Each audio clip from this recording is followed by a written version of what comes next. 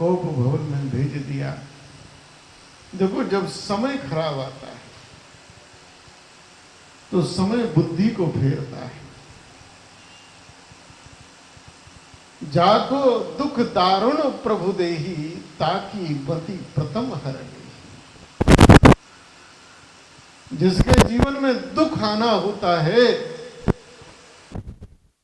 काम करते हैं कि उसके जीवन में जो उसकी बुद्धि में मिले, जो परमात्मा की कृपा से है, परमात्मा उस कृपा को वापस ले लेता है। बुद्धि तो रहती है, पर बुद्धि ये सोचने में समर्थ नहीं होती कि अच्छा क्या होगा और बुरा क्या होगा।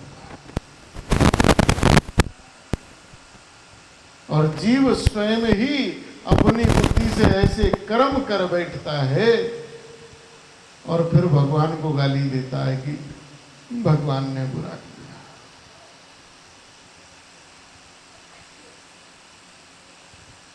राजा दशरथ के भी जीवन में ये आना है, इसलिए राजा का विवेक जाता रहा। राजा दशरथ ने पहली गलती तो यही कही, बाहर वालों से सलाह कर रहे हैं, घर में सलाह नहीं कर रहे।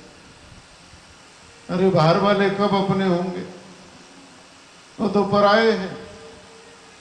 कोई भी नेक काम करो तो पहले घर में सलाह करो, घर में विचार करो, घर में विचार होना चाहिए। उसके बाद बाहर। दूसरी बात, गुरुजी ने कहा, गुरुजी की बात नहीं मान रहे। गुरुजी ने कहा अभी करो,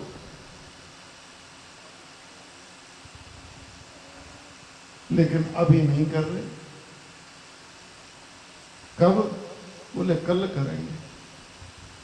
गुरुजी कह रहे आज कर, अभी कर। बोले गुरुजी आपकी बात नहीं करेंगे, लेकिन हम अपने मन से करेंगे, कल करेंगे। अच्छे काम को कल के लिए टाल दिया, समय को टाल दिया। भैया ये समय लौट कर नहीं आता है, ये अवसर लौट कर नहीं आता है। जीवन में कभी कभी अवसर आता है, मौका आता है, जो चूक गया सो चूक गया।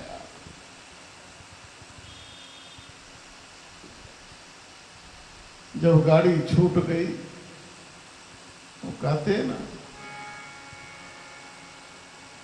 जीवन खत्म हुआ तो जीने का ढंग आया, जीने का ढंग आया।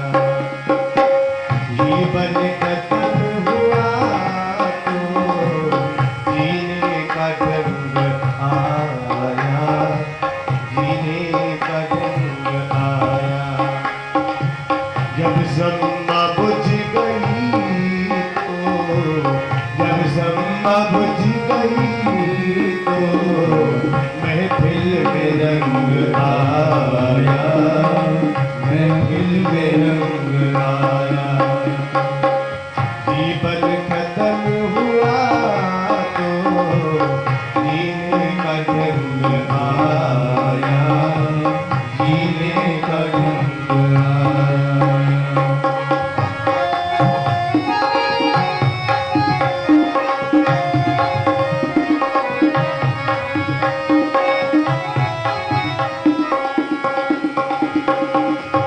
गाड़ी निकल गई तो घर से चला मुसाफिर, गाड़ी निकल गई तो घर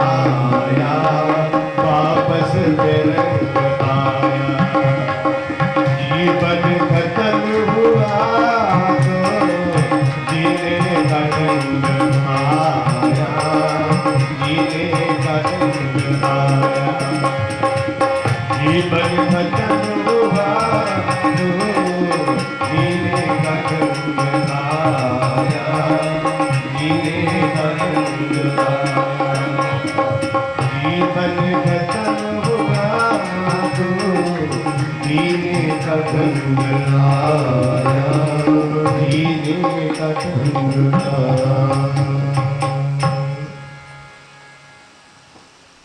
देखो, जब तक गुरु के अधीन थे, गुरु की आज्ञा के अधीन थे, तब तक जो ब्रह्म जीवन में नहीं था, जो परमात्मा जीवन में नहीं था, वो परमात्मा भी जीवन में आ गया। एक दिन राजा दशरथ के जीवन में राम नहीं थे, पुत्र नहीं था, संतान नहीं थी, तो किसकी शरण गए? गुरु की शरण। बड़ा मधुर प्रसंग है। देखो, जीवन में भगवान,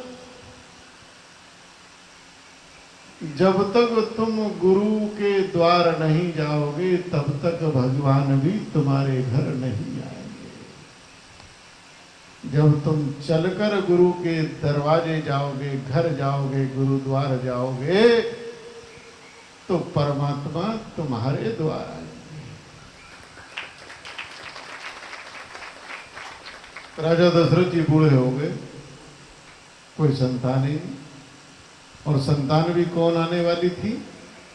स्वयं भगवान आने वाले थे, परमात्मा आने वाले थे। और भगवान आने ही वाले नहीं थे, भगवान ने वचन दिया था।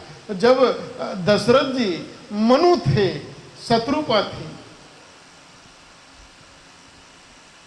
जब दशरथ जी मनु और शत्रुपा थे कौशल्या जी, तो तब मनु शत्रुपा के रूप में जो तप किया था नैमिष में, तब भगवान ने वचन दिया था और कहा, सत्य सत्य पन वचन। भगवान ने 2 बार कहा सत्य सत्य। वचन भी इतनी दृढ़ता के साथ दिया कि संसार असत्य हो सकता है, लेकिन मैं असत्य नहीं हो सकता। हे मनु जी, आप दशरथ बनोगे तो मैं पुत्र बनकर आऊंगा। इधर मनु जी तो दशरथ बनकर आ गए, पर भगवान अपने वचन को भूल गए। दशरथ जी बूढ़े हो गए इंतजार करते करते। देवताओं ने भगवान को कहा कि प्रभु, आप दशरथ जी को वचन दिए हो मनु जी को, वो इंतजार कर रहे हैं, पर आप जा ही नहीं रहे। दशरथ जी तो बूढ़े भी हो गए। भगवान ने कहा कि मैं मेरी मर्यादा, मेरे शास्त्र, मेरे सिद्धांत के कारण नहीं जा रहा। बोले, इसमें मर्यादा क्या है? आपने वचन दिया है मैं आऊंगा तो जाओ। बोले, मेरी मर्यादा, मेरा सिद्धांत, मेरा शास्त्र यह है कि जीव जब तक गुरु की शरण नहीं जाता है, गुरु के द्वार नहीं जाता है, तब तक मैं भी उसके घर नहीं आता। अब दशरथ जी इंतजार तो कर रहे हैं, लेकिन गुरु के दरवाजे तो जा ही नहीं। देवताओं ने आकर तुरंत दशरथ जी को प्रेरणा दी है, और दशरथ जी कहां गए? एक बार भूपति मनवा, एक बार भूपति मनवा,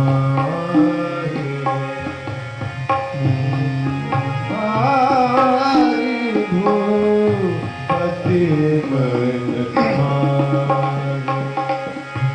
भय गिलानी मोरे सुतना, भय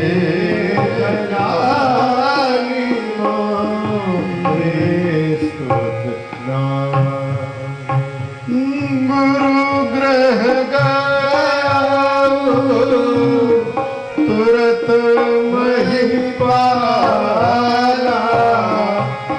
गुरु ग्रह गाओ तुरत महिपाला,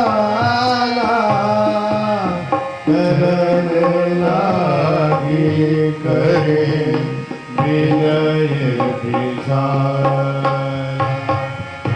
चरण लागे करे विनय विशाल, गुरु ग्रह गाओ तुरत महिपाला, तुरत महिपाला, तुरत महिपाला। देवताओं ने प्रेरणा की तो दशरथ जी तुरंत गुरु के द्वार जाकर गुरु के चरणों पे मस्तक। भगवान ने कहा मैं तो कब से अपना सामान बांधे बैठा पड़ा चलने को, लेकिन ये दशरथ गुरु की शरण तो जाए तो मैं इसके जीवन में आऊं। भैया जब तक गुरु के शरण नहीं जाओगे भगवान तुम्हारे दरवाजे पर नहीं आने वाले, ये तो सिद्धांत है उसका। और जैसे ही गए तो भगवान तो चल पड़े। अच्छा ये एक बड़ी अनोखी बात है, देखो जब मतलब होता है, अभी तो बेटा चाहिए, गुरुजी बेटा नहीं है, पुत्र नहीं है। गुरुजी ने कहा राजन यज्ञ करो। अब राजा दशरथ ने मुहूर्त नहीं पूछा,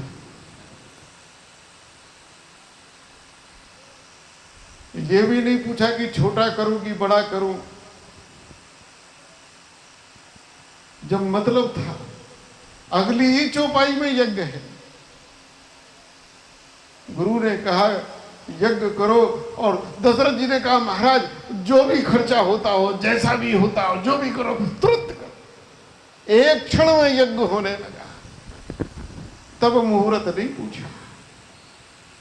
और जब काम बन गया तब मुहूर्त पूछ रहे हैं, और जो मुहूर्त बता भी रहे तो बोले ना ना आपकी नहीं चलेगी, हमारी चलेगी। जब तक राजा दशरथ गुरु के अधीन थे, वह परब्रह्म परमात्मा भी अपने लोक को छोड़कर दशरथ की गोद में आ गया। लेकिन जब दशरथ जी ने गुरु की अवज्ञा करनी शुरू करी तो जो गोद में परमात्मा था,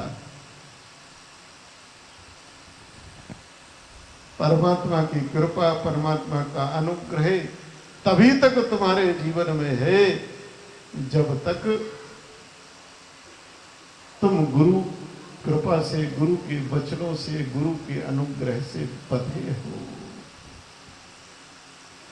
गुरु के मुख से निकला वचन हमारे लिए अकाट्य है, हमारे लिए आदेश है।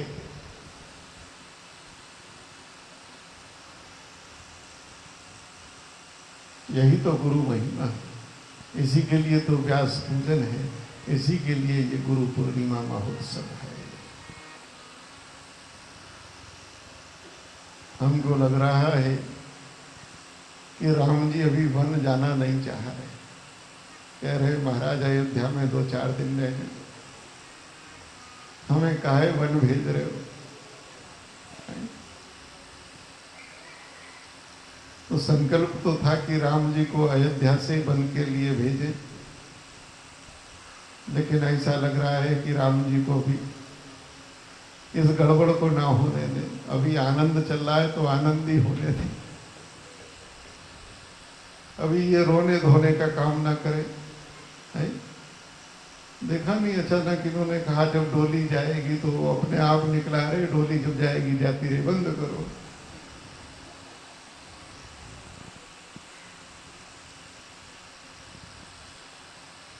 तो यह जो प्रसंग है, इस प्रसंग को हम अब अगले साल के लिए,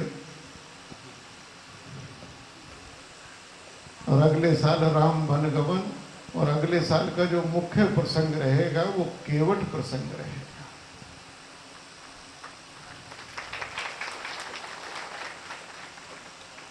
और उस केवट प्रसंग में ये जो हम रोज यजमान करते हैं, यजमान नहीं बनाएंगे, कोई एक यजमान बनाएंगे केवल। और जो यजमान बनेगा वो पूरी कथा का विधिवत खर्चा उठाएगा। अब हमारे बहुत सारे भक्त यजमान बनेंगे, लेकिन यजमान एक ही रहेगा। ज्यादा आवेदन आ जाएंगे तो पर्ची सिस्टम डालेंगे, जिसकी पर्ची निकला। कल गुरु पूर्णिमा महोत्सव है। प्रातःकाल ठीक 8 बजे गुरु पूजन